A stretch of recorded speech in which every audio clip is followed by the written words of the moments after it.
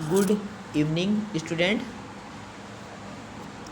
कक्षा 10 UP board के लिए हिंदी में क्या सिलेबस इस साल हम लोगों को पढ़ना है, क्या नहीं पढ़ना है, थोड़ा हम लोग देख लिया जाए ताकि आने वाले परीक्षाओं में हम लोग अच्छे नंबर पा सकें। हिंदी एक ऐसा विषय है जो 100 में 90, 92, 95 तक लाया जा सकता है स्कोर, क्योंकि यूपी बोर्ड के लिए हिंदी बहुत अच्छा है। और हिंदी में 50% से 80% ऐसे होते हैं सिलेबस में जो हर साल आते हैं, तो क्यों ना हिंदी में हम लोग थोड़ा सा अच्छा मेहनत किया जाए। क्या आएगा ये इस बार देख लिया जाए। 30% कोर्स हिंदी में, इंग्लिश में और भी अदर सब्जेक्ट में कम हुए हैं। तो हिंदी में यूपी बोर्ड कक्षा 10 के लिए क्या क्या आएगा, थोड़ा एक नज़र हम लोग देख लिया जाए। गद्य में क्या लिखूं, ईर्ष्या तू न गई मेरे मन से, पानी में चंदा और चांद पर आदमी इस साल गद्य में नहीं आने वाले हैं।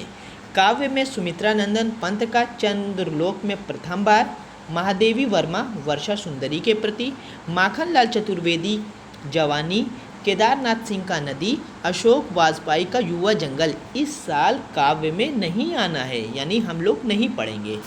संस्कृत हेतु में केन की वर्धते जो बहुत अच्छा लेसन था, इस बार नहीं पढ़ना है। अनयुक्ति विलास ये भी नहीं पढ़ना है। व्याकरण में समास, 4 समास होते थे कक्षा 10 में, जिसमें से कर्मधारय और बहुव्रीहि इस साल नहीं पढ़ना है, अर्थात ये आउट ऑफ सिलेबस है।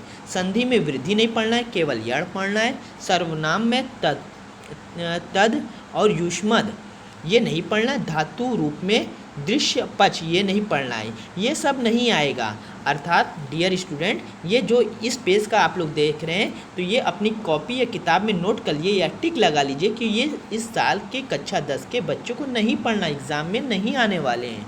तो क्या आने वाले हैं थोड़ा देख लिया जाए। ये हिंदी गद्य का विकास का संक्षिप्त परिचय, एक एक नंबर आता है। 67 में इसमें रहता है शुक्ल तथा शुक्लोक्ता युग का पढ़ेंगे, जो 5 नंबर मुझे देगा। हिंदी पद का विकास का संक्षिप्त परिचय, रीतिकाल तथा आधुनिक काल 5 नंबर के आते हैं, और रीतिकाल से लगभग हर साल क्वेश्चन बनते हैं, तो मतलब 5 नंबर इस साल पढ़ेंगे तो हम लोग अच्छा कर सकते हैं।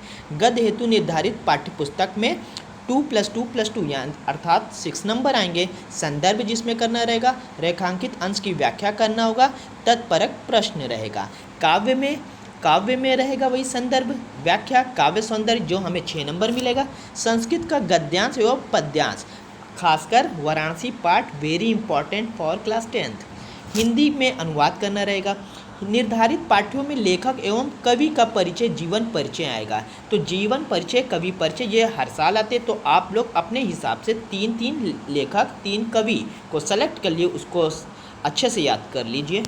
6 में क्वेश्चन नंबर 1 एक श्लोक आता है, तो 2 श्लोक आप याद रखिए, क्योंकि एक श्लोक पेपर में रहता है, वो हमें नहीं करना होगा, एक श्लोक मुझे करना होगा। संस्कृत का प्रश्न उत्तर है, ये भी वाराणसी पाठ का एक क्वेश्चन आ जाता है, तो प्रश्न रहेंगे 4, आपको करने रहेंगे 2, तो 2 के लिए हमें 2 नंबर ही मिल रहे हैं। 7 का क में आएगा रस, जिसमें से हास्य और करुण रस आते हैं। अगर बच्चे 2 में से एक रस भी याद कर लें तो सुटेबल है, लेकिन दोनों याद कर ले तो ज़्यादा अच्छा है। अलंकार में उपमा, रूपक, उत्प्रेक्षा ये 2 नंबर मिलता है। छंद, सोरठा और रोला, इसके लिए आपको 2 नंबर मिलेंगे। प्रश्न नंबर 8 हिंदी व्याकरण में उपसर्ग 3 नंबर पढ़ना होगा, प्रत्यय 2 नंबर, समास 2 नंबर, तत्सम 2 नंबर, पर्यायवाची 2 नंबर के लिए पढ़ा जाएगा। प्रश्न नंबर 9 संस्कृत व्याकरण और अनुवाद, ये आपको 2+2+2+2 यानी 4 पढ़ेंगे, 2-2 नंबर मिलेगा, जिसमें संधि पढ़ना है। गुण संधि केवल, शब्द रूप में पल, मति, मधु, नदी ये 4। धातु रूप में 5 लकार पढ़ने होंगे, जिसमें पट और हस का पढ़ लें तो अच्छे नंबर यानी सेलेक्ट हो सकता है। हिंदी में सरल वाक्यों का संस्कृत अनुवाद, अर्थात हिंदी का ट्रांसलेशन जो होता है छोटे छोटे, उसको याद करना होगा।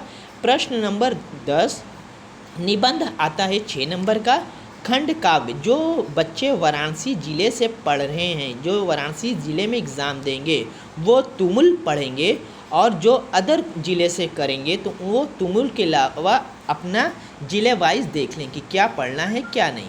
तो डियर स्टूडेंट आप लोग थोड़ा सा इसको ध्यान दीजिए, इसको पढ़िए। Thank you very much.